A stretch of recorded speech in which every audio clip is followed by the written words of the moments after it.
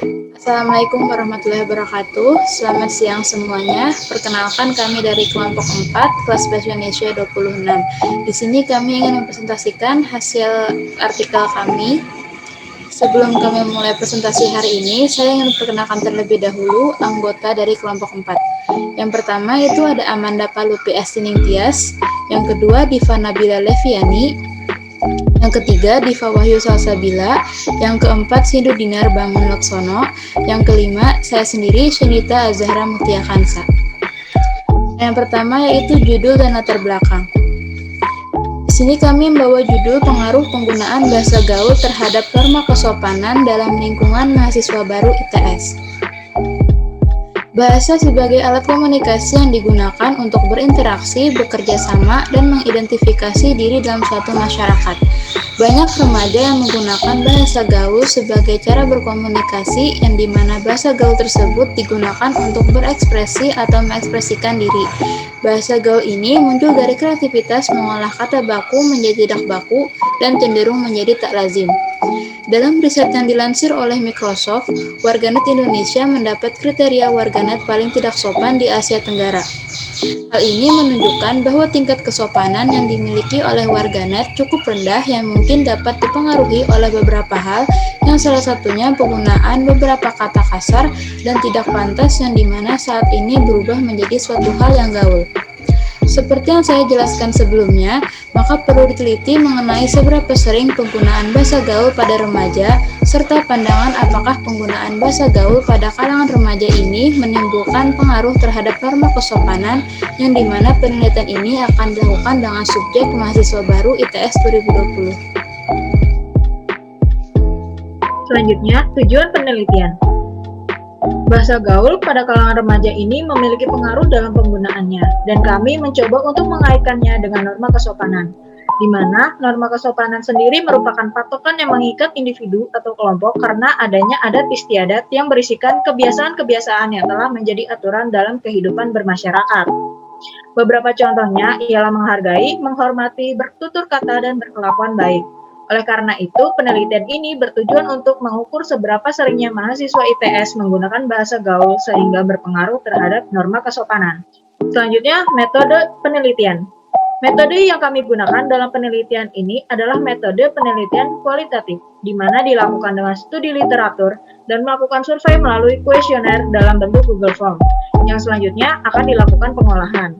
Metodologi penelitian kualitatif ini banyak digunakan dalam penelitian di bidang sosial, di mana penelitian kualitatif dilakukan dengan karakteristik yang mendeskripsikan suatu keadaan yang sebenarnya atau fakta.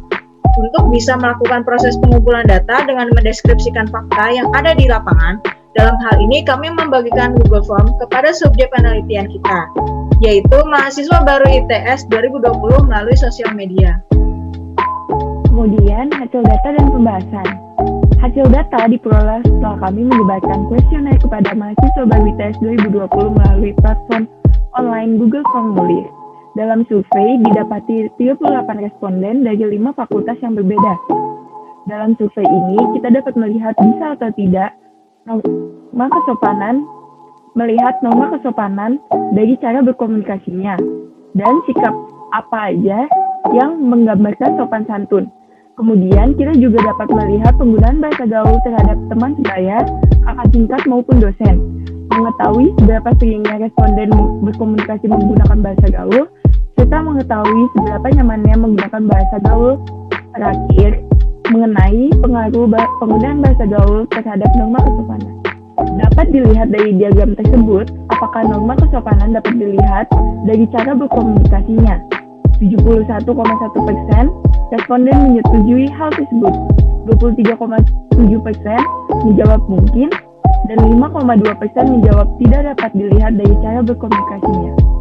Dari diagram tersebut, sikap yang menunjukkan sopan santun, salah satunya yaitu menghormati dengan skala 100%.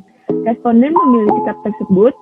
Selain itu, beberapa mahasiswa ITS juga memilih sikap yang lainnya, antara lain lemah lembut, tidak melawan, halus, dan patuh terhadap norma.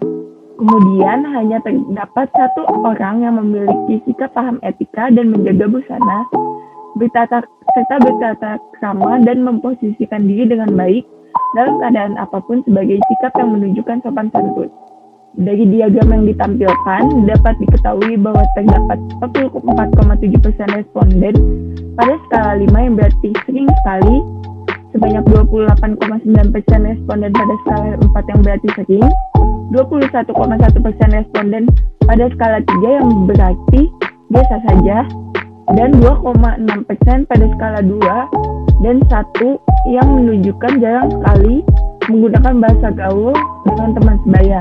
Mayoritas dari responden yang menjawab sering sekali menggunakan bahasa gaul terhadap teman sebaya dikarenakan oleh faktor umur yang sama, karena merasa sudah akrab dan mengenal dekat. Dengan skala yang sama, kita dapat melihat penggunaan bahasa gaul terhadap kakak tingkat terdapat 5,3% responden dalam skala 4, 36,8% responden pada skala 3 dan 2, dan 21,1% responden dalam skala 1. Lalu, dalam penggunaan bahasa gaul terhadap dosen, terdapat 2,6% responden dalam skala 5, 5,3% responden dalam skala 2, dan 92,1% responden dalam skala 1.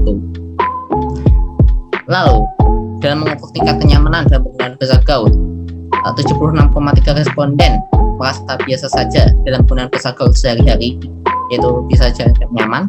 Lalu 21,1% setuju bahwa penggunaan bahasa gaul dalam sehari-hari itu nyaman, dan sisanya tidak setuju bahwa penggunaan bahasa gaul itu nyaman dalam berkomunikasi. Lalu yang terakhir yaitu keberpengaruhan penggunaan bahasa gaul terhadap norma kesopanan, yang dimana 84,2% responden berpendapat bahwa penggunaan bahasa gaul terhadap norma kesopanan itu berpengaruh, dan sisanya yaitu 15,8% beranggapan bahwa penggunaan bahasa gaul terhadap norma kesopanan itu tidak berpengaruh. Yang selanjutnya yaitu pembahasan. Berdasarkan data yang didapat dari studi literatur dan survei, terdapat beberapa hal yang dapat ditinjau lebih lanjut. Yang pertama yaitu adanya hubungan antara hasil survei dengan pendapat ahli mengenai perilaku yang menunjukkan sikap sopan santun. Data hasil survei sejalan dengan apa yang dikatakan oleh Matu, Roma, dan Jannah, yang dimana mereka berpendapat bahwa perilaku sopan yaitu perilaku lembut, halus, dan penuh persetujuan tanpa penolakan. Serta dalam keseharian, perilaku sopan berarti patuh dan taat dalam melakukan sesuatu sesuai dengan norma-norma atau tradisi sosial, baik dalam bersikap, berpakaian, serta berbicara, terutama sekali dalam berkomunikasi. Teori ini dapat digunakan untuk membuktikan bahwa perilaku yang sopan dapat dinilai dari cara seorang bersikap, berpakaian, berbicara, dan berkomunikasi antara satu sama lain. Yang kedua yaitu hasil survei bertentangan dengan teori Suminar mengenai penggunaan bahasa gaul membuat pengungkapan makna lebih sulit untuk dipahami, karena data yang didapatkan melalui survei menunjukkan bahwa sebanyak 21,1% responden nyaman dalam menggunakan bahasa gaul, dan 76,3% responden menjawab biasa saja, serta dapat memahami bahasa gaul dengan baik. Hal tersebut bertentangan dengan teori yang disampaikan oleh Suminar, yang berpendapat bahwa penggunaan bahasa gaul membuat pengungkapan makna yang terdapat dalam kalimat tersebut akan lebih sulit untuk dipahami. Bagian terakhir yaitu kesimpulan. Pada artikel ini kami dapat simpulkan bahwa sudut pandang subjek terhadap norma kesopanan itu berbeda-beda, tetapi mayoritas dari responden menyetujui apabila cara berkomunikasi dapat menentukan kesopanan seseorang. Oleh karena itu, lebih baik untuk memperhatikan cara berkomunikasi dengan orang yang lebih tua maupun yang lebih muda guna mencerminkan norma kesopanan. Sekian presentasi dari kami, mohon maaf apabila ada kesalahan kata. Terima kasih. Wassalamualaikum warahmatullahi wabarakatuh.